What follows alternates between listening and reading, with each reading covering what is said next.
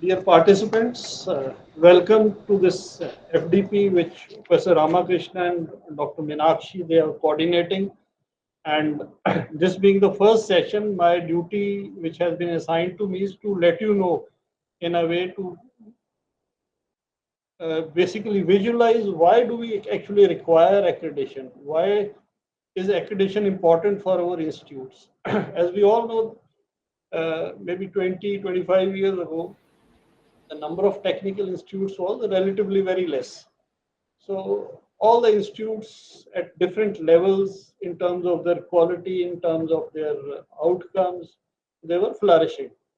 They were top-notch institutes. They were getting top-notch students, but the institutes at level C or D, whatever we grade them, they were also getting students, and there wasn't really a struggle in terms of survival for these institutes. But today, the scenario is such that the number of institutes is much more than the number of students available. So in this kind of a scenario, how do we differentiate? How do we attract customers in terms of students, in terms of industry, in terms of other stakeholders, so that they prefer us as compared to the our competitors at different levels. So therein the role of enhancing the quality of the institute comes in.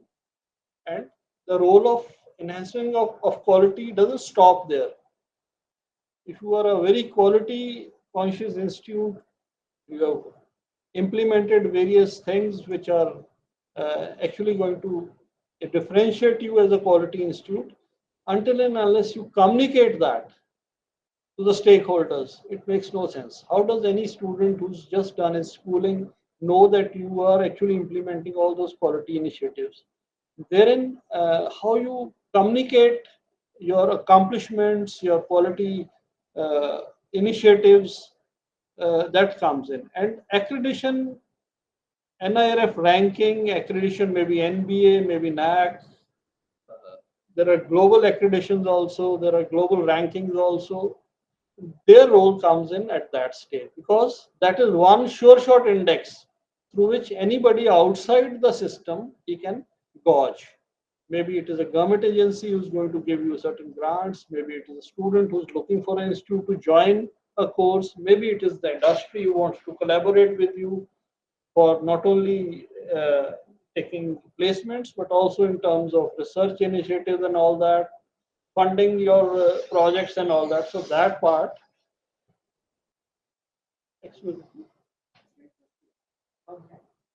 So that part is something which is really very important. And one way in which you get that kind of a grading, that kind of a branding is through accreditations. So with that background, the first thing we need to understand before we go in for any kind of a quality initiative is what are we actually there for as a higher education institute. One thing which in the changing times with the new education policy NEP 2020 also in place, and with the kind of flexibility that policy is offering to us as institutes, the basic task which we as teachers and our institutes are doing is to generate, produce, and transmit new knowledge. We are not limited today to uh, teaching whatever we learned 20, 15, or 30 years ago in our own UG or PG or PhD studies. The curriculum is changing, the research initiatives, the technology initiatives are changing very fast, and we need to be not only able to actually get that knowledge in our own teaching learning process, but also be a part of the uh, core group which is producing knowledge and transmitting that also. Most important, why do students come to us? They come to us for getting prepared for gainful employment. It could be employment as a self-employed person, it could be working in any organization. So that is another very important function. Then promoting new skills and capabilities that are suited to the changing global setting. Like I was saying, technology is changing, global companies are working all over the globe. They bring new technology to all over. all the countries everywhere. So we need to promote those skills and capabilities that are suited to the changing global setting.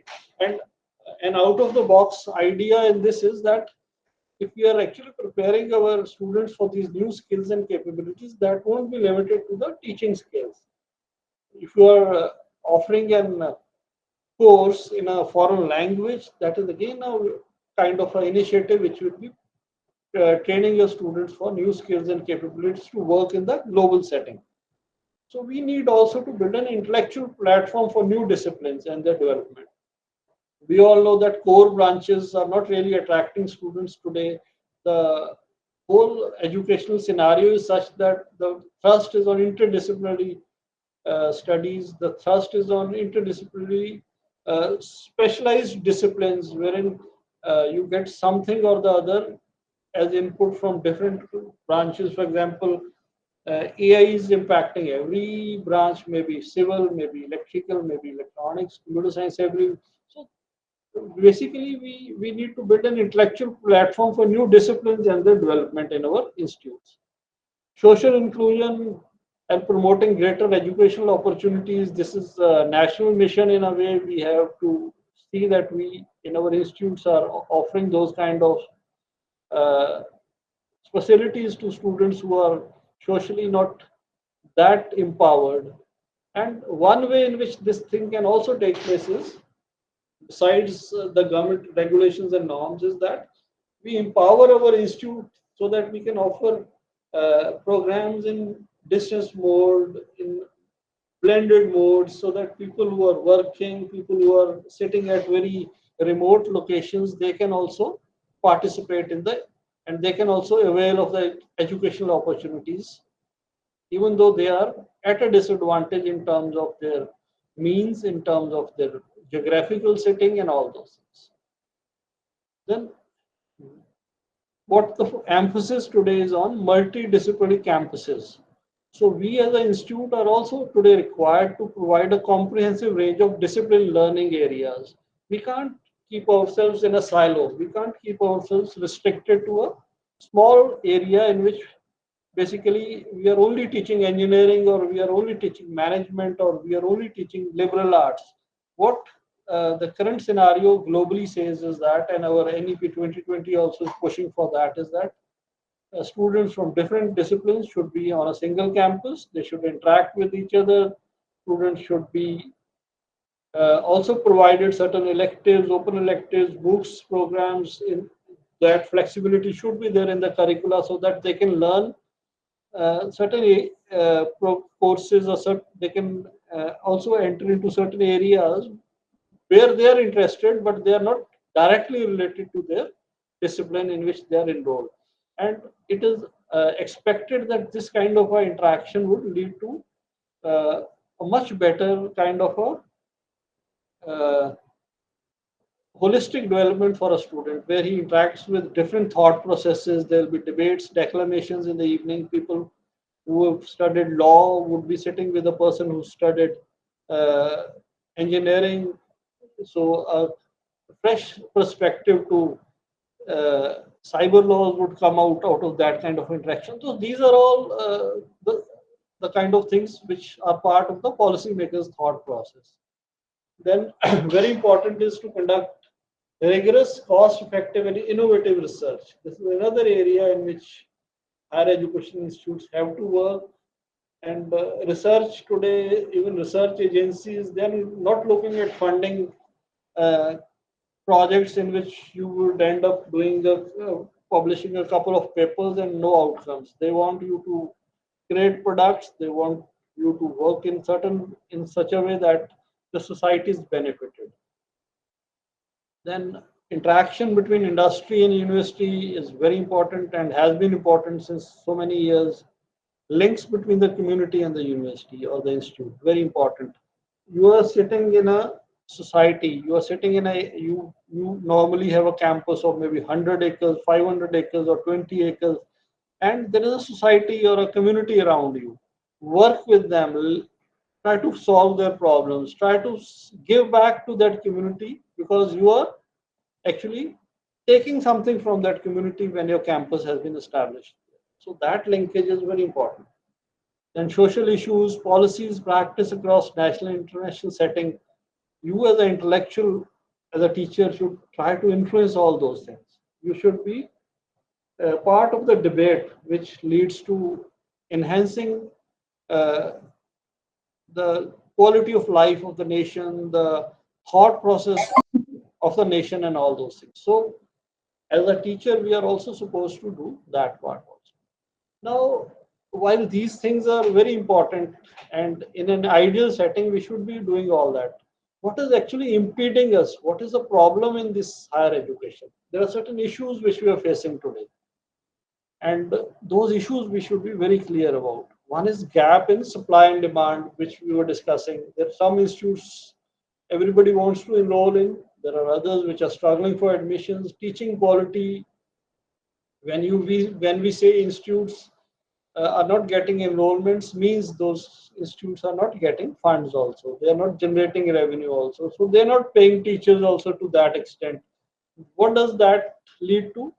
Substandard teachers, teachers who are not motivated enough, they are coming into the teaching profession. That leads to lack of a culture of creativity, innovation, rote learning, project-based learning is not being implemented. So teaching quality is an issue today. Then financing of HEI is just like I was saying, while certain central systems may be funded very well by the central government, but even state government colleges are facing a crunch in terms of finances. Private institutes which are doing very well, they do have funds, but certain others. So it is a kind of marketplace today. Earlier education system was a protected system, state finance system. It is no longer that. So that is another issue which is impeding quality. Then privatization has two, in a way, aspects. One is mushrooming of low quality institutes. Second is high cost of education. If you are an institute which is giving a good quality of education and you are private, you are bound to charge more, so cost of education increases. We have top notch institutes in the private sector who charge a lot, but they are highly regarded. But then there is another very large segment of institutes which are actually low quality institutes. They get low quality students, they get average teachers, they give average or poor infrastructure also. So this is another thing which is actually a big issue with higher education in India. Then merit versus equal opportunity, political bureaucratic interference. Very important is lack of global flavor in our institution.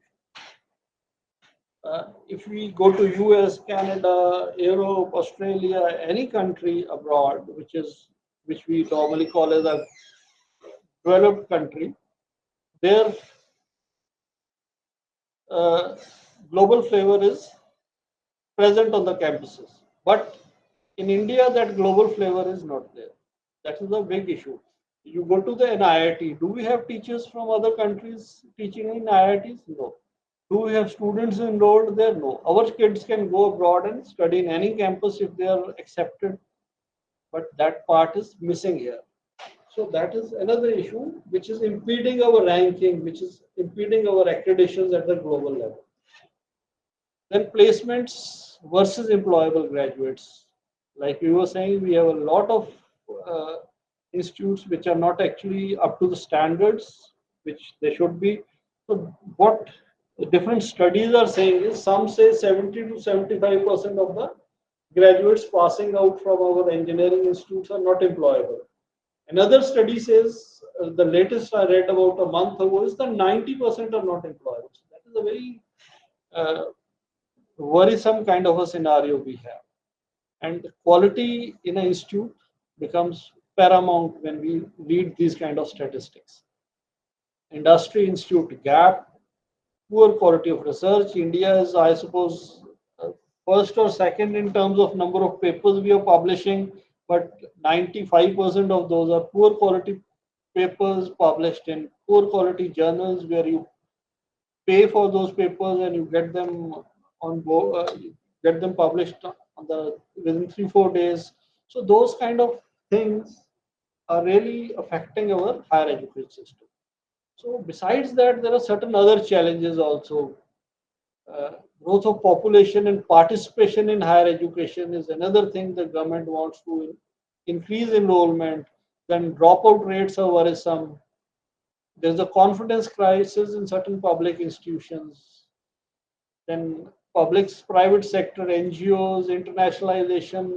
We were discussing these factors, economic growth, urbanization, social mobility. So these are all of factors which are affecting institutes.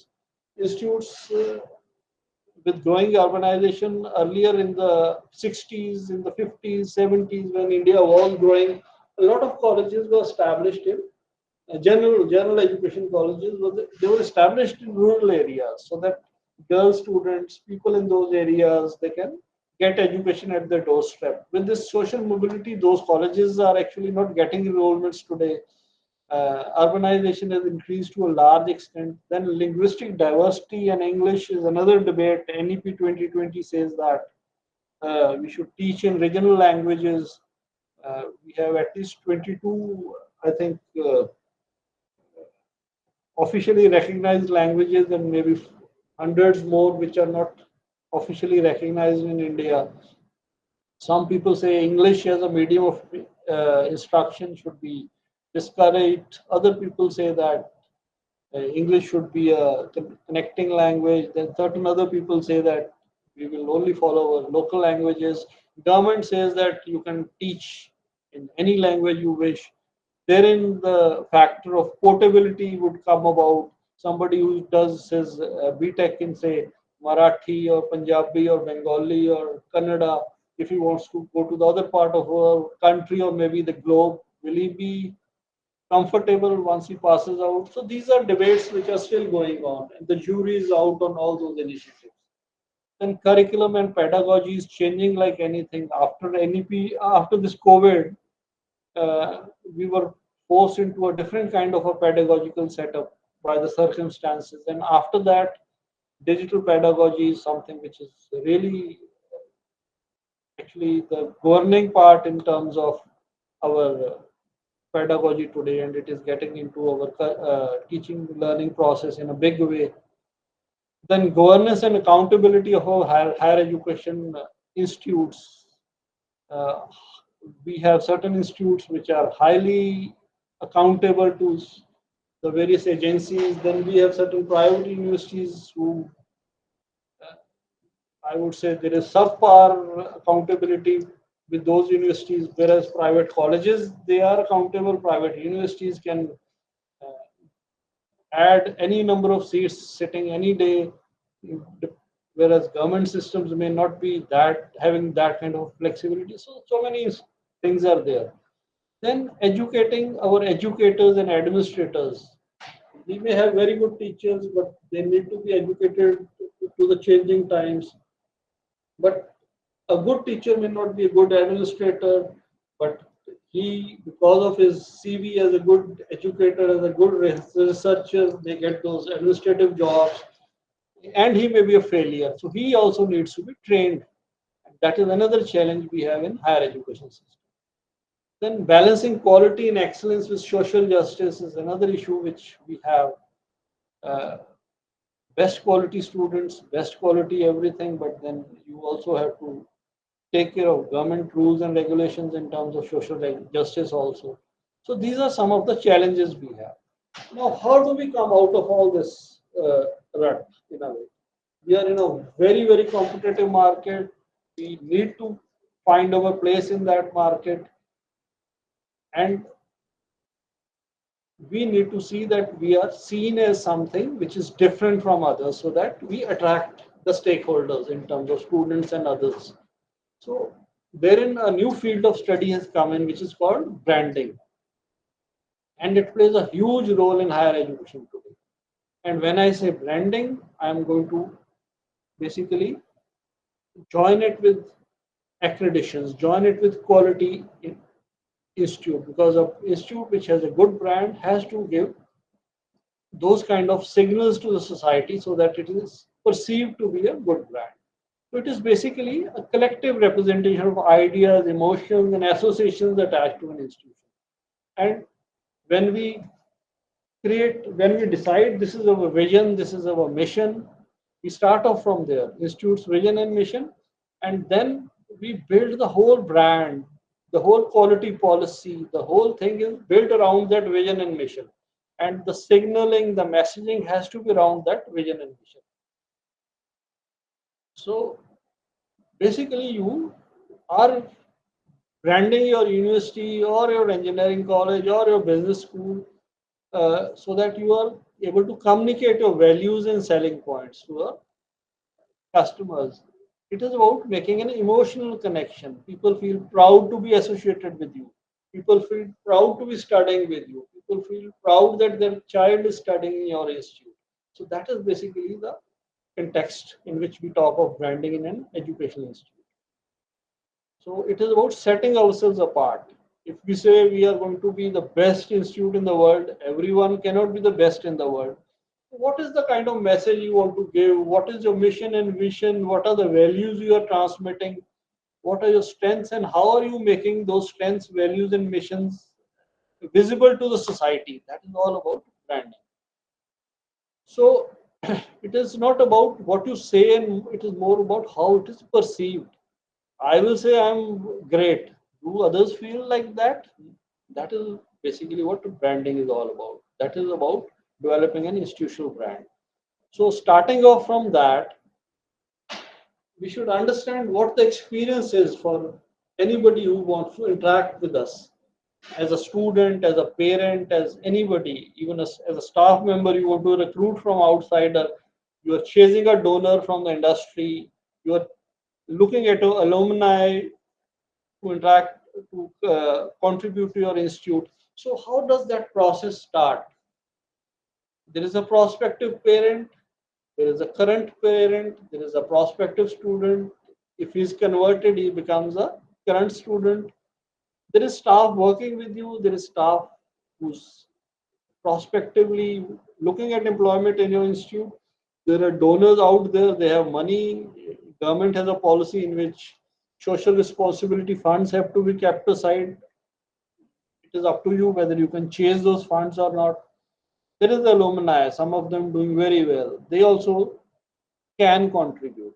So, how do you convert all those so that that experience those people have basically makes them confident enough to contribute or to join or associate with your institute?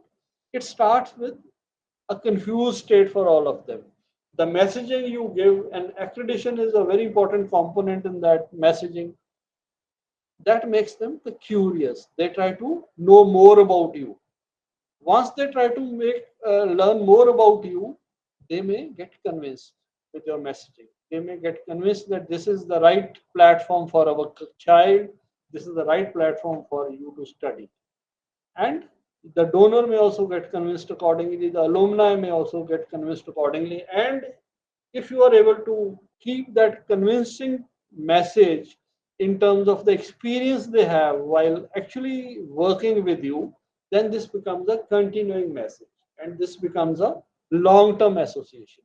So, this is the kind of experience wherein anybody who associates with you, his his confidence level in the kind of experience he gets while getting associated leads him to convince others also to join you, leads him to convince uh, the stakeholders outside the society at large. He gives a positive feedback in a very concise way, we can say. We have people who third generation, fourth generation, they study in the same institute because that is the kind of experience those earlier generations have had, and they want their kid to study in the same institute. So that is the kind of confidence we want our institute to build in itself. So when we talk about quality assurance, because the starting point for all that is we need to assure that our institute has a quality policy in place. It is actually looking at its functioning in terms of a quality institute, and it is able to convey that message also. So it is a process of maintaining standards reliably and consistently by applying criteria of success in a course, program, or an institution. So that is what educational qualities can be defined as. So basically, it is about enhancing the quality of product or service. As an educational institute, teaching learning process is our service, and the student who's getting who came in as the raw material and is getting finished through those 3 years, 4 years, 5 years of study is the product you are going to give to the society. So everyone in the enterprise, and here the enterprise is an educational institution, has a responsibility for maintaining the quality of the product or service. So everybody has to be on board. It is not a job of the top management or the HODs or the deans only. It is everybody's responsibility at any level in the institute. So everybody should understand what quality is and feel ownership for the systems which are in place for maintaining and enhancing quality. And the management should also have certain regular checks which would ascertain whether the system is validity of system for quality checking is there or not. And accreditation is that periodic check. One of the periodic checks is accreditation. So basically, it is about preventing mistakes or defects. It is about delivering solutions or services to the customers, our students, our industry, our stakeholders. So these are all about quality in a broader way. So implementation of inspection and structure testing as a measure of quality and data-driven quality strategy used to improve processes. So today we are also looking at data-driven quality strategy.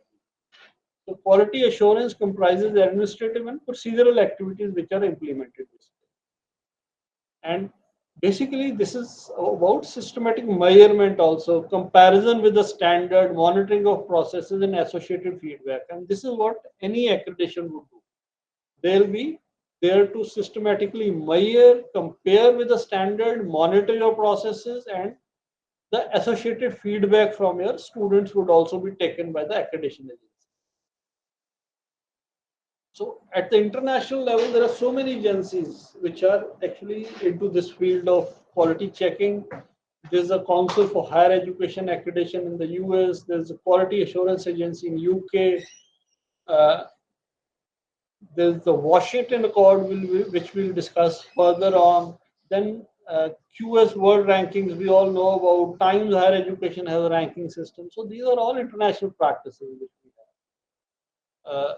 And all these quality assurance agencies, they have certain criteria which are actually put in place. These criteria against which you are assessed as a institute. So your teaching learning process, your recruitment selection admission process, your program design development and approval process, student engagement. So all those factors which we can see here, they are part of the international quality assurance criteria. When we talk of QS World Rankings, they actually started in collaboration with Times Higher Education magazine, and they were together from 2004 to 9. Later on, they both started separate versions. QS rankings are continuing. Times Education has adopted a new methodology to create their own rankings. So when we talk of QS Asia, they are looking at academic reputation as 30% of the weightage they're giving in their employer reputation, 20% what the employers say, faculty student ratio 15%, citations 10%, papers 10%, staff with PhD 5%. Then just like we were discussing internationalization, where we as Indian institutes, we lack, and that is why our rankings may not be that great in these global rankings, is proportion of international faculty and proportion of international students. Herein we lose marks. Then proportion of inbound exchange students and proportion of outbound exchange students. So 10% is about internationalization, exchange, and all those things.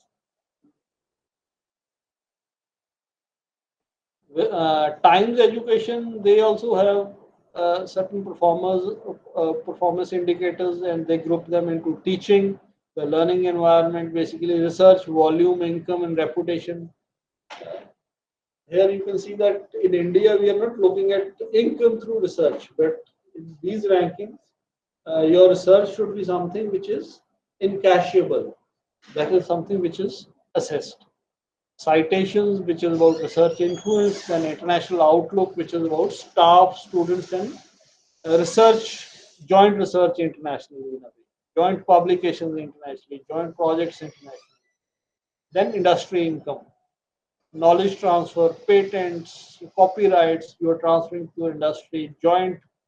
Do you have those incubation centers which are very active? Do you have those kind of agencies which are helping your staff and students to encash their actually knowledge which they have created in different ways? So teaching environment and research, citation, and all that, they're further subdivided into reputation survey, staff to student ratio, doctorate to bachelor's ratio, doctorates awarded to the academic staff ratio, reputation survey again, research income. So peer group reputation survey is very important. Then internationally, it is about international domestic student ratio, international to domestic staff ratio, international collaboration. So all those things are assessed in the international ranking surveys. Now, if we come to Indian scenario, we have basically three broad uh, agencies which are looking into the Indian institutes and their quality aspects. One is NAC, National Assessment and Accreditation Council. Second is National Board of Accreditation. Third is National Institutional Ranking Framework. So these are the three agencies which are actually looking into the Indian scenario, which we as Indian institute should be actually as a first stop looking to in cash. When we talk of NAC, we see that the vision of NAC itself is talking about quality. So the buck stops at quality at the end of the day. So NAC says to make quality the defining element of higher education in India through a combination of self and external quality evaluation. So it is about self-evaluation also, it is about external peer group evaluation also. And then promotion sustenance initiatives. Not only should those processes be in place, they should be promoted, they should be sustained. So sustainable initiatives are very important, and that is what NAC calls quality to be. That is the vision of NAC. They want to promote that in our institutes. Its mission also is basically talking about quality, subdividing all those initiatives further. It is talking about arrangement of periodic assessment and accreditation of institutions of higher education. It is also talking of stimulation of academic environment for promotion of quality in teaching, learning, and research. It is talking about self-evaluation, accountability, autonomy, and innovations in higher education. So it is not only about quality in teaching, learning, it is also talking about you being made capable to assess yourself, because self-assessment is most important. Once you assess yourself, then the others would be checking what you claim to be. Accountability is another aspect which is very important and which is focused upon. Autonomy. Today, even in NEP 2020, the government is looking at making more and more institutes autonomous, starting from autonomy, then making them upgraded to degree giving campuses, search oriented or teaching intensive, and so on. So, that is the focus of NEP 2020 also. Then another focus of NAC mission is to undertake quality related research studies, consultancy, and training programs. When we say why consultancy, consultancy is another index of the quality of faculty you have. If somebody from outside is paying you to get your to consult you, that shows that the faculty, its systems, its processes, their knowledge base is good.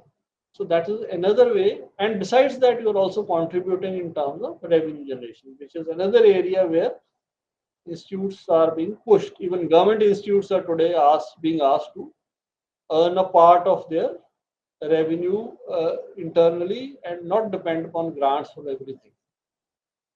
Then how much collaboration you have with other stakeholders.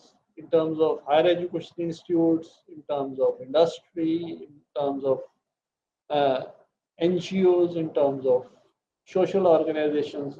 So that is again the mission of NAC. Core values, they want to contribute to national development, they want to foster global competencies among students, they want to inculcate a value system among students, promote the use of technology, and actually, last but not the least, quest for excellence, which we are actually focusing on this in this talk. So, how do we contribute to national development? What is the value framework for assessment of HEAs by NAC, in which they actually are looking at how much access with equity your education has for students all over. What is the developmental thrust and identification of research areas and academic programs? How diversified they are? How do you actually choose those academic areas? How do you choose your research areas? Then community engagement, how engaged you are with the community around you. Then fostering global competencies among students is about development of generic skills which are required for that kind of thing. Also development of application skills, development of life skills. So as an institute which is looking for accreditation, you need to focus on these areas.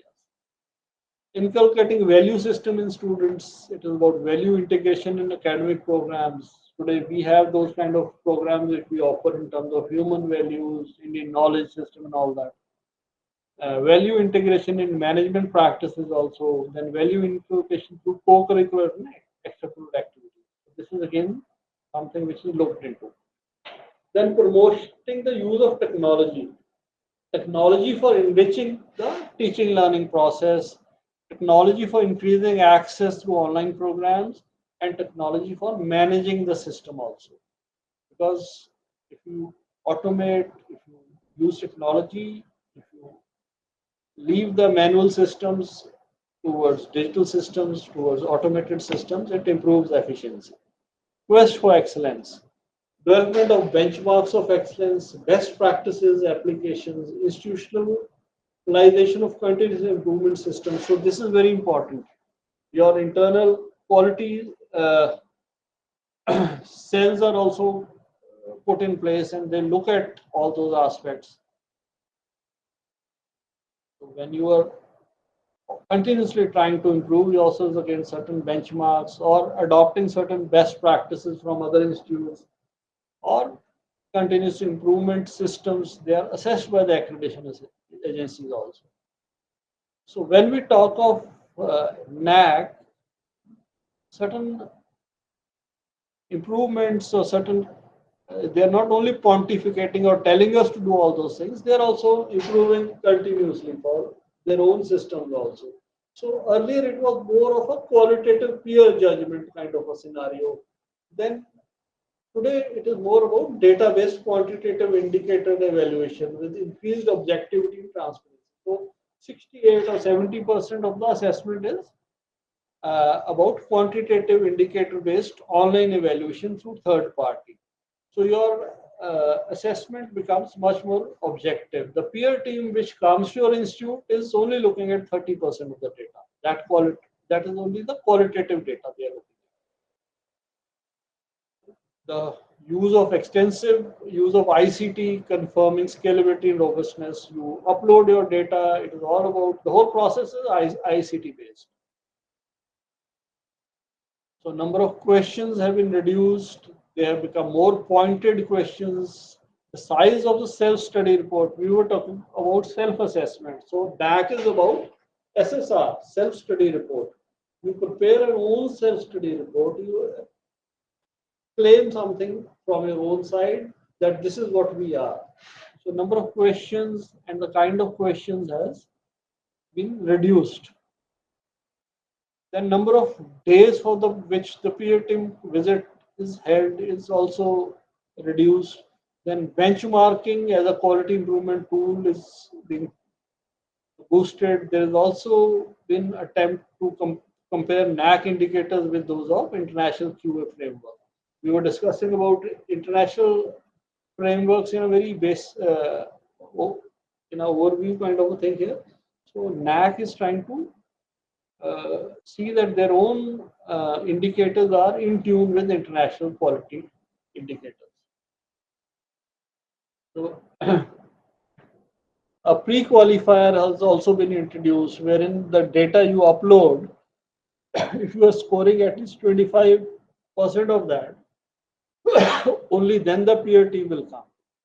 So that quantitative evaluation of your 70% data and you scoring 25% out of that will lead to the peer team visit. Otherwise, wastage of time and energy is not done. Third party validation of data is there, appropriate differences in metrics, weightages, benchmarks. They are different for universities, for autonomous colleges, affiliated and constituent colleges. We all know that NAC is for the institute as a whole. They'll come to assess the university as a single unit or a college as a single unit. So the metrics between a university, an autonomous college, and an affiliated college would be different because the autonomy which a university or autonomous college has would be different. Academic autonomy I'm talking about from a affiliated or a constituent college, wherein they can frame their own curriculum, they prepare their own results, they have a lot of flexibility, which an affiliated college doesn't have. So the metrics are accordingly tweaked. Students and alumni are also being made part of this assessment process. In fact, there is a survey of students, which is again an online survey in NAC.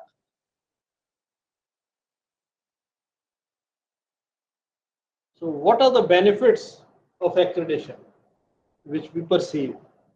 The most important benefit is that it helps us to do a SWOT analysis. We know what our strengths, weaknesses, and opportunities are through an informed review process. Then it helps us to identify the internal area of planning and resource allocation. What should be our future planning? Which area more resources are required? Which area less resources would do in the short term? What are our long term plans? So that helps. This process helps us to do that kind of planning. Collegiality of the on the campus. Funding agencies also look for objective data for performance funding. If you are accredited, you are having a better chance of getting funding from various funding agencies. Uh, when you go in for accreditation, you initiate innovative and modern methods of pedagogy. You introduce them in your teaching learning process. In fact, a very today projectors, LCD projectors, and all that are a norm. Every classroom in most of the institutes has those, and that is not considered to be innovative pedagogy today. Teaching on a PPT is no longer innovation. But 30 years ago, I remember that institutes for the first time started introducing these projectors in the classrooms, and the accreditation teams used to ask to you how much of the teaching learning is being done through PPTs or through these projectors, and they used to cross verify with the students also whether what you as a teacher are claiming is true or not. So that is a kind of nod or a prod which an institute gets to improve its infrastructure and improve its methods of pedagogy. It gives a new sense of direction and identity for the institutes. You get a very good grade in NAC or you get NBA accredited. Uh, your own self-esteem as a teacher, your students' self-esteem, that increases. It gives a new sense of direction and identity for your institute as a whole. You look around as a proud institute. Society is looking for reliable information and quality of education offered. And the most easy way to get that reliable information is through your accreditation status. Employers are also looking for reliable information on the quality of education offered to the prospective students. So for them also, this is one metric, this is one index through which they can judge which campus to go to, which campus not to go to. Then intra and inter-institutional interactions matter a lot. I remember earlier in NITR here, we used to do MOUs with different institutions. Now the thought process is that MOUs should only be with institutes which are having a certain level of NIRF ranking or certain kinds of accreditation status. or they are actually quality institutes. So that is how we, as an institute at Knitter, as an institute, is trying to gauge the part institutes we want to partner with. So that is one of the quality benchmarks we take to assess that well we should be actually interacting or collaborating with a particular institute or not. So these are some of the benefits of accreditation. So when we talk of NAC, any institute which has at least two batches which have passed out, uh, they can go in for NAC.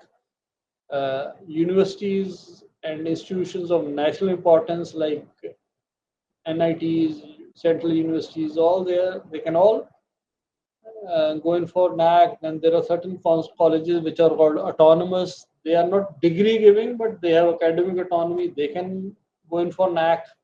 And there are certain institutes which are affiliated, which are not actually giving their own degrees. They can also go in for NAC. And once you get NAC, you can go in for cycle 2, 3, and so on. So these details are not actually required in this introductory kind of a lecture, but you'll be getting that as you move forward in this program. Departmental accreditation as of now is not being done by NAC because NAC is only assessing institutes as a composite unit, whereas when we come to NBA, and most of you would be aware of, that is actually program based, not only not just department but program based. So when we talk of NAC, the whole process we'll just do in 2 minutes. It is about registering your higher education institute, your quality forms, IIQA forms are submitted. Once they are accepted, then SSR submission is there. Pre-qualifiers are accepted. SSR submission is there. Quantitative metrics are actually assessed online. If you are getting 25% of the marks in this quantitative metrics, then only the peer team visit takes place. And quantitative metrics as well as whatever the outcome from your student surveys, student satisfaction survey, SSS, they are all counted together to get your overall assessment, and that gives you a grade as of now. But as far as grading system is concerned, now NAC is looking at changing that grading system. NAC is now looking at binary accreditation, yes or no kind of a scenario. So even your data which you submit online, the 70% part which we call as quantitative, uh, biobibliometric data feed is used, and your even your publication and all, they are uh, actually verified online through Scoopers or Web of Science or ICI indices. They are compared against that. If they are available there, only then they are accepted. However, whenever they are rejecting anything, give, they give you a window to contest and give proof also, and accordingly they may accept or reject that proof. So, in terms of quality parameters, they are actually looking at, and that process is one part of it. The quality parameters they are looking at as a NAC assessment agency is curricular aspects. Then they are looking at teaching, learning, and evaluation process. They're looking at research, innovations, and extension. They're looking at infrastructure and learning resources. They are also looking at student support and progression. They are looking at governance, leadership, and management in your institute, and institutional values and best practices. So these are the 7 broad areas in which you are going to get access. These are your 7 broad areas, and each of these broad criteria, they have different weightages. For example, in curricular aspects, you can see that a university or an academic or an autonomous college will have 150 as the weightage for curricular aspects against 100 for an affiliated UG or a PG college. Why is the difference there? Because a university or an academic autonomy, an institute having academic autonomy, has a lot more flexibility to do good work in curricular aspects, whereas the affiliated college doesn't have that flexibility. So less weightage here. So similarly, uh, a university campus would be much expected to do much more in terms of research or innovation or extension as compared to a UG or a PG affiliated college or any other autonomous college. So you have a mind-boggling 250 marks for research, innovation, and extension in uh, a university as compared to 150, 110, and 120 in autonomous or affiliated UG or affiliated PG colleges. So these kind of differences have been uh, built into the system as per the actual requirements of different institutes. So when we talk of what exactly is being assessed in terms of curricular aspects, curriculum design and development is being assessed as something which has 50 marks for a university or autonomous college, but no marks for affiliated or UG or PG college. Why? Because that UG PG college, which is an affiliated college to a university, doesn't have that flexibility to design its curricula. So there is no sense in keeping marks for that. Only a university or an autonomous college will have that mark. Then curricular planning and implementation. How do you plan your academic calendar? How do you implement it? How do you plan your classes throughout the semester? That is built. Academic flexibility, again, more marks for a university, less for an autonomous or a affiliated college. Curriculum enrichment, feedback systems. So all those things are assessed under curricular aspects. In teaching, learning, and evaluation, student enrollment and profile of your students. If you are a MTech offering institute, they look at how many GATE students you have, how many of them have come through an entrance test, and so on. What are the ranks of the students who you're enrolling?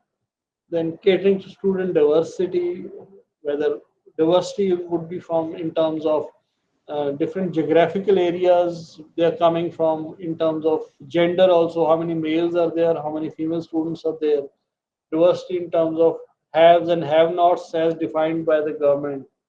So all those diversity aspects would be assessed. Then teaching learning process, teacher profile and quality of your teachers, evaluation process and reforms. So all those things are actually part of the teaching learning process. Then student performance and learning outcomes, whether they are meeting this program is also about outcome based education. So how to frame those learning outcomes, how are you assessing those, how do you calculate the attainment, and all those things you'll be doing as you move forward. Then student satisfaction survey, how satisfied your students are. Promotion of in terms of research, innovation, extension, promotion of research and facilities for research, resource mobilization for research, innovation ecosystem. Is there any kind of a ecosystem which promotes innovation, research publication, and awards for good publications, consultancy, how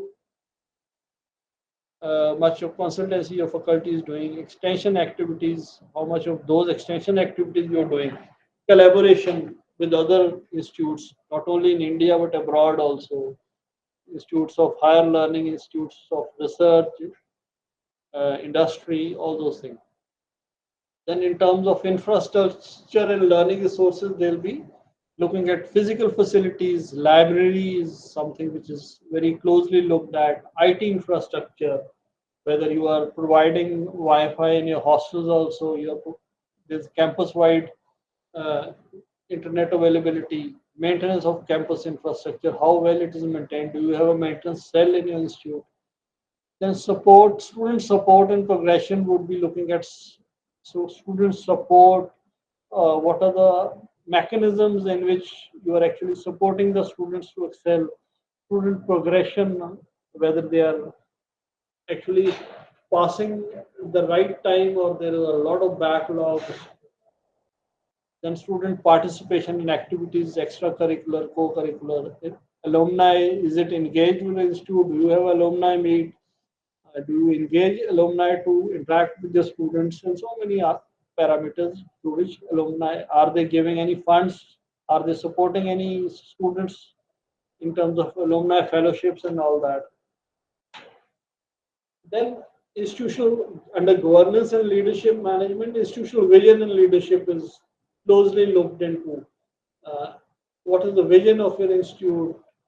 Is the leadership structure as per norms? Does the leadership have some vision? Is their thought process and the institutional vision aligned with each other? So those things are assessed. Is there a strategic plan in place, and is that strategic plan actually being followed? Do your university or institute have a faculty empowerment strategy wherein faculty is promoted in the right way, faculty achievements are recognized, for, for financial mobilization, for financial management and resource mobilization, how is it done? Internal quality assurance system is in place or not? So these are things which are looked into under governance, leadership, and management. Then institutional values and social responsibilities, the best practices. How are you distinctive? We were talking about branding. Branding comes here. How do you differentiate yourself? How do you say I'm different from others? What is your distinctive flavor which would attract people to you? So this is another thing which is looked into. Now, NAC we have briefly touched. Another important accreditation framework, especially for engineering, management, hotel management, all those programs, is National Board of Accreditation, NBA. NBA actually was set up in September 1994 by AICT. And again, it was to assess the qualitative competence of programs of different technical institutions, diploma level, degree level, postgraduate, tech, all those institutes, be it in engineering and technology, management, pharmacy, architecture, and other related disciplines. So this was a part of the AICT. Later on, in January 2010, it was made an autonomous body, and the objectives were again assurance of quality and relevance to the technical education. So it was again focused on quality assurance, quality improvement. Again, it was made completely independent of AICT in 2013, both administratively and financially. And again, if you look at NBA's objectives, they are something similar to what NAC is looking into. It is about accreditation, assessment of tech programs. It is about evolving standards and parameters for assessment and accreditation. Basically, what are the standards and parameters against which you will be assessed? So it is about benchmarking. Benchmarking is very important. Without benchmarking, you can never assess where you stand. You have to find a certain benchmark and try to strive to reach that benchmark. And that will help us to achieve our mission and our broad goals in terms of a institute. So that is what is an objective of NBA also. So again, similar kind of a thing in terms of self-assessment of technical institutions. There we had SSR, here we have SCR, self-study reports, self-assessment. So that is only the difference in nomenclature. It is not about actually looking at these things to be drastically different between NAC and NBA. Then there is Washington Accord, which we had read in the international quality assessment part also. This is something which our NBA is now part of. Washington Accord is basically an international multilateral agreement among bodies responsible for accrediting UG engineering degree programs. So we should be very clear, it is only about UG engineering, not about PG engineering programs. And it was originally signed among 6 countries in 1989. It was about 6 countries in 1989. Then today, more than 20 countries are signatories. India became a member through NBA in 2007. It was a provisional member of the Washington Accord. Later on, we became a permanent signatory in 2014.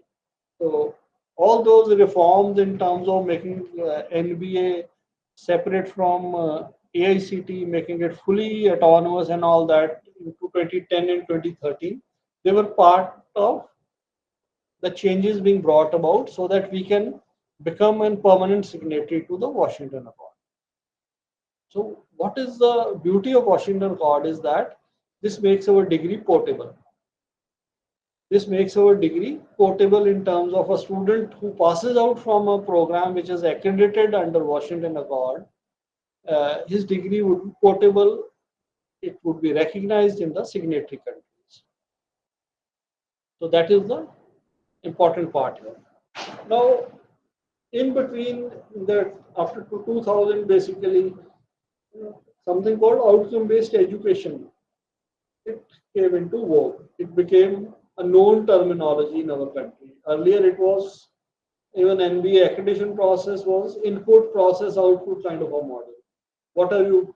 What are the facilities? What are your number of teachers you have? The area of your laboratory is this, that. So that kind of a thing. And what is the output in terms of number of people passing out or whatever? So that was the kind of process we were following. Outcome-based education changed that. It was no longer looking at output, it was looking at achieving the desirable outcomes. A student passing out or not out is not an issue. Whether he is actually gained something in terms of his the knowledge he has, in terms of skills he has, in terms of his attitudes and behavior which he has learned over the period of his degree, uh, those things are assessed. And if he is able to meet that benchmark, then as per OB, he is actually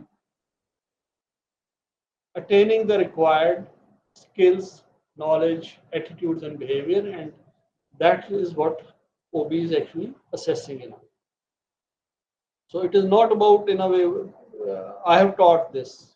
As a teacher, also, we need to be now student centric under OB. It is not about, I have taught chapter number 3 in this class. It is about what the student has learned. You teaching or not teaching has no meaning until and unless you are actually able to disseminate that knowledge to the student and he is able to display that knowledge when he is getting assessed. So, purpose of accreditation in terms of NBA is to support and advise technical institutions in the maintenance and enhancement of their quality. Now, how does this thing take place? How does the NBA process advise or support the technical institutions? You prepare your self-assessment report. Okay. The team comes, it assesses you against that SAR you've submitted. It evaluates your systems. It looks into your processes. At the end of the day, they give a certain report. That report has a very critical section wherein they give your strengths, your weaknesses, your areas of improvement, and what are the areas in which you need to focus on. So that will help you, that document. The next time the team comes during the second cycle, the first thing they'll do is they'll ask you to bring the last report.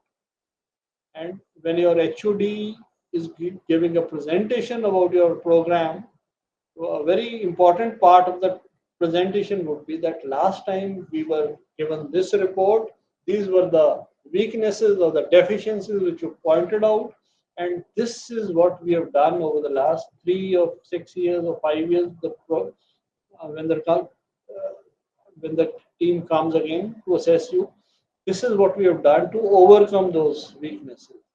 So that is something which will actually help you to enhance your quality. Another purpose of accreditation is it is a kind of quality assurance to the stakeholders, including students. Students are confident that this is an accredited program I'm enrolling in and I'm likely to get quality education when I enroll myself in this institute's this program. It also is an assurance of the good standing of the institution to the government departments and other interested bodies.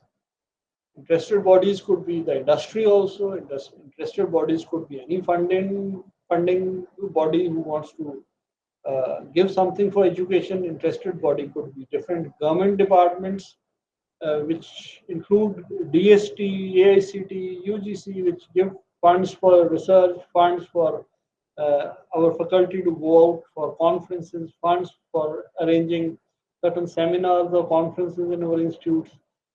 It is also a kind of assurance to international agencies which may be looking at joint collaborations here and there. So this is a kind of benchmarking which we achieve. It is a kind of confidence which is built into the institute to state publicly that yes, we voluntarily accepted assessment of our systems and processes by NBA, and we have been able to satisfy the requirements so that we can say that we are operating and maintaining a quality education system. So that is a kind of confidence which is built in, and confident statement you can give to the world at large. So benefits again of NBA, it helps the institute know its strengths, weaknesses, opportunities to innovate in terms of modern methods of pedagogy, new sense of direction and identities, provide society with reliable information, the quality of education offered. So all these things we've done in NAC also. So similar kind of a confidence, NAC would be giving it at the institute level, NBA would be giving it at the program level. So what exactly is the impact of accreditation? It is basically encouraging quality improvement initiative by the institutions. When you go in for accreditation, you are bound to encourage all those initiatives. You are looking at each and every parameter separately, and you are working to achieve the required levels in each and every parameter which is going to be assessed. So once you are doing that, you are improving quality in each and every aspect of your functioning of the institute. Then it helps to improve student enrollment, both in terms of quality students and in terms of quantity also. Then it helps to secure necessary funds. Most of the agencies will not give you funds if you are not accredited. It enhances employability of graduates. It facilitates transnational recognition of degree and mobility of graduates and professionals. Very important because many of our students that want to go abroad, so that kind of mobility is also uh, ensured. Motivates faculty to participate actively in academic and related institutional departmental activities. So faculty is also encouraged, they are boarded, prodded to work actively in different aspects which would be actually assessed in the accreditation process. It creates a sound and challenging academic environment in this, and it also contributes to social and economic development of the country by producing high quality technical manpower. So when we say 75 or 80 or 90% of students are not employable, and we create a program which is a quality program, it is likely that the students who are passing out from our program will not be part of that 70, 80 or 90%. It will be part of the 10 to 30% who are employable. So that will be something which will be a great support to the country as a whole. Now, when we're talking about Washington Accord, uh, Tier 1 institutes are only covered under the Washington Accord. What is Tier 1? What is Tier 2? Tier 1 are those institutes which can make their own curriculum, which are academically autonomous. It could be your institutes of national importance, your IITs, your NITs, your triple ITs, they are all Tier 1.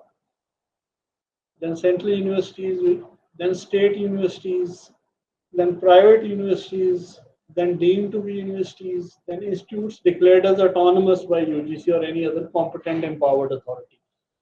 They have academic autonomy, they can frame their curriculum, they are called Tier 1. So you have a different uh, SAR for Tier 1, you have a different SAR for Tier 2. You have a different SAR for engineering, for management, for pharmacy, you have a different SAR for polytechnics, for UG, for PG. So there are different assessment tools or SARs for each of these programs. A non-autonomous technical institute is any affiliated institute. It could be a government institute, it could be a government aided, it could be a private institute. So they are all tier 2, which are actually affiliated institutes.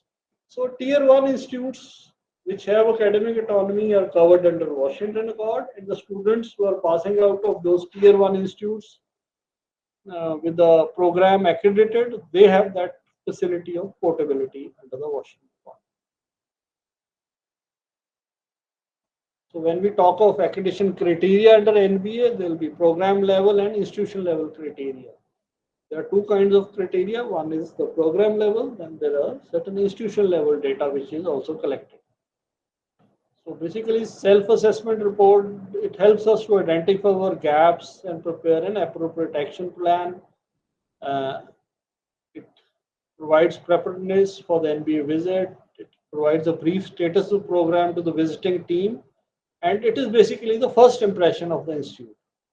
And it provides documented evidence to the evaluation team, which they match with the actual situation at the ground level when they come to you.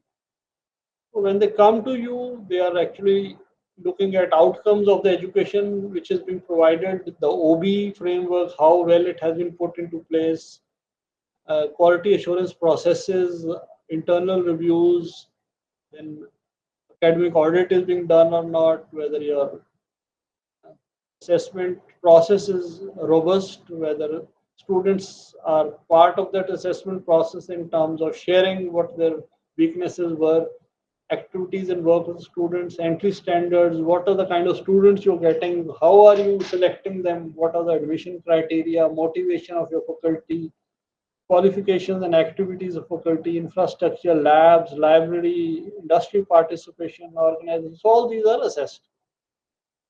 So different stakeholders they meet with, including your managing body, your heads of department, faculty members, alumni, students, parents, they meet with all these different stakeholders. We'll be doing this, I think, as you move forward also, but I'll just give you a brief idea of the kind of exhibits you would be required to work on when the NBA team comes, and they'll be looking at the availability of these exhibits, profile of a faculty which who are involved in the program, your result assessment in terms of course outcomes and program outcomes, and review and the feedback mechanism and what actually you're doing to improve if the feedback mechanism is throwing up certain points, publications, consultancy, sponsored projects, theory and lab classes, your notebooks, your files and all that would be looked into, your sample test, semester question papers, student records of three immediate batches of graduates, projects and design reports. It is always a good practice to have a project lab separate for UG programs also. Then student feedback form, filled forms as a sample, and what are the actual actions being taken on those feedback forms by the authorities, industry institute interaction and its sample, results of quality assurance reviews, in-house or out external. You can get those reviews conducted from an outside agency also. You can call somebody from outside or you can have an in-house team. Then records of employment, higher studies of graduates. Here you need to have the proof in terms of the number of students employed from your programs or how many of them have joined for higher studies. Academic support and other learning activities, any other document they may require. So those are required. They'll visit your central facilities, the library, computer center, labs of your program, classrooms, first year labs. So all those things are looked into by the team. And they'll have meetings with different stakeholders we were discussing earlier. So in terms of institute-specific documentary evidences you require, your board of governors, the number of meetings they have, rules, policies, procedures of the institute, whether they are publicly available, budget, allocation, not only allocation but utilization, audited statements, website is up to date, library resources, your core computing and other facilities, manufacturing facilities, records of training placement, career, guidance cells, safety checks, medical care, ambulance and all that, academic calendar, course files having different uh, details regarding the course which is being offered, for the last 3 years. Analysis of assessment and attainment of outcomes, very important. Feedback and its analysis and corrective actions. Documented feedback from stakeholders. List of faculty along with the qualifications who are teaching the first year courses. The result of first year students. Documents related to the number of seats filled in the first year.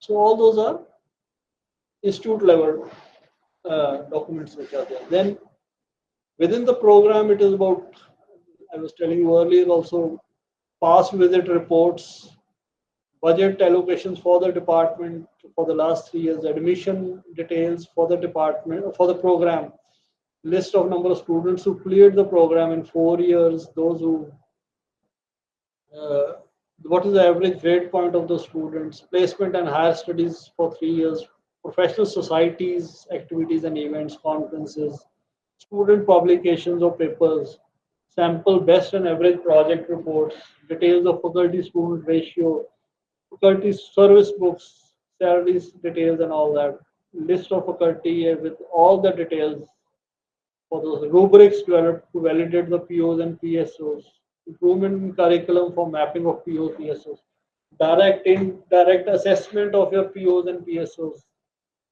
So all those proofs and the rubrics you have, the mechanisms you have developed for all that, assessment, attainment of outcomes, actions for improvement and their impact analysis. So these are very important. Actions, we normally do the process, but actions identified for improvement and impact analysis missed out. We should complete the whole chain in a way. Stakeholders' involvement in the process of improvement of POs, PSOs, budget allocation and utilization. So these things are program specific. Now, a few days ago, for tier one institutes, NB has uploaded a new uh, SAR. So I'm just giving you for tier one the latest SAR and how they have divided the marks. Briefly, I'll tell you. It is about outcome-based curriculum. They are now focusing on specifically. So when you attend that session, take care of what it is all about. 120 marks out of 1000 is for outcome-based curriculum. Your curriculum should be OB compliant. Outcome-based teaching learning, 120 marks. Outcome-based assessment. So 360 marks, your OB is now directly being put in terms of even the nomenclature. Earlier it was looked into, but now even the nomenclature at a broad program level criteria is all about outcome-based, outcome-based, outcome-based, and so on. So 36% of the evaluation is directly outcome-based. Students' performance, faculty information, faculty contributions, facilities and technical support, continuous improvement. And at the institution level, so student support and governance is 120 marks. So your program level assessment is 880, 88%, and 120 is now institution level criteria, that is 12%. This is the latest SAR uh, which has been put into place and which even the assessors are now being trained on this. Now, lastly, we'll just, because we have only 4 minutes left, we'll go through the third part of our quality framework in India, that is NIRF. We may debate whether it is a right uh, way of assessing or a wrong way of assessing, or the parameters are good or bad, but this is the authenticated, approved method of ranking of universities and colleges in India. National Institutional Ranking Framework, or NIRF. So I will, there will be different frameworks for universities, for colleges, for within colleges, for medical colleges. It will be different for engineering, for arts, for law. So I'll just, as an indicative thing, show you the one for universities. So they are looking at teaching, learning, and resources as 100 marks with 0.3 weightage, research productivity, impact, and IPR 100 marks with 0.4 weightage, graduate marks 100 each, but the weightage you see is changing a lot. Graduate outcomes 0.05, outreach and inclusivity 0.15, perception 0.1. So this is the weightage they give. for the five broad parameters they are assessing the universities on. So within that, with 0.3 or 30% of the teaching learning resources, teacher-student ratio with emphasis on permanent faculty, combined metric for faculty with PhD in experience, metric for library and lab facilities, metric for sports and extracurricular facilities. So within that, for example, you have 100 marks with a weight of 0.3, so you can easily to get the micro weightage, you can multiply 25 with 0.3, 10 with 0.3, and you get the metric or the actual overall impact of each of these metrics and where you need to concentrate and where you are weak. Then research productivity impact and IPR is about combined metric for publications, for citations, and IPR. So major part is about publications and for citations and IPR. Then graduate outcomes, the combined performance in university exams and in the public examinations. In terms of public examinations, any entrance test your students give, any higher education test they give, that comes into outreach and inclusivity, your outreach footprint in terms of continuing education or services, percentage of students from other states or countries, percentage of women students and faculty, percentage of economically and socially disadvantaged students. Then facilities for differently abled persons. And perception is about peer rating in the category in which you have applied or the application to seat ratio. So there are two parts in peer perception. One is your peers, other people who are in the field, in the same area, who actually from the same category of institutes in which you are, they'll be rating you. And second is application to seat ratio, how sought after you are by the prospective students. That is the second part and the perception. So that part, in fact, I would say is much more important as an institute for us than the first part also. If more people, more new students are applying for our programs, that is the kind of image or the quality perception we want to create in the society. So any questions you have, anything you want to discuss, we can do that. Very good afternoon, sir. Good afternoon. Myself, Abhilash, Yeah, from SRM Institute of Science and Technology, yeah, Delhi yeah, NCR campus. yeah. Sir, if you can elaborate on the tier 1, tier 2 institutes and what type of SAR we need to fill, in which form for You MBA? you at SRM would be filling tier one because you are a Ji. independent university. You launch your own programs. You create, make your own syllabuses, and you Sir, are autonomous academically. You give your own degrees. So you fall in the yes, sir. tier one category, and you have to look into the tier one SAR. The one I just put across, which has Okay, recently been uploaded within the last 1 month. So that would be the one you sir. would be looking at. Until and unless you already applied, then though you can choose the previous one also. But if you are going to apply for the first time, tier one SAR which has been uploaded recently. Yes, sir.